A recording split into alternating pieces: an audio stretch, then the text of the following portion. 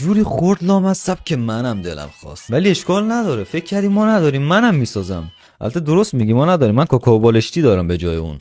بسوز. بچه واقعا نتونستم از اونی که اون پیدا کنم، واسه همین از کوکو بالشتی استفاده میکنیم. نه مای بزنس. میریزیم کوکو بالشتیمون رو توش. یه ویدیو اگه شد توش نباشه من طلاق میدم یوتیوب و تیک تاکو. به به چقدر خاک داشت، یعنی خاک داشت که گرد و غبار.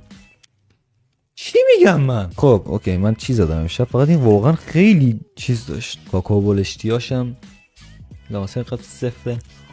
شیر باد بریزم تو کاکائو بالشتیاش واسه همین. وای دستم سوخت وای شوش حاجی، چقدر داغ بود این مصب، ولی جدا داغه. ولی میذاریم خیس بخوره. آها درست شل میشه که بخوریم.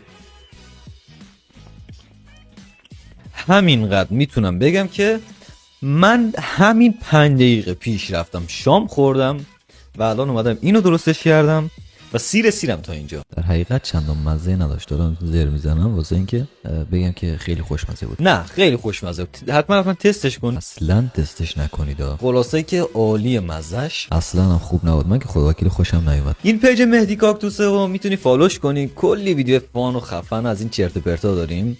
ویدیوهای همه چرت و پرت، باور نکنید. بعد اینکه فالو داشته باشی چیه، هر ویدیو جدید گذاشتم میتونی ببینی. تا ویدیو بعدی هم بای بای.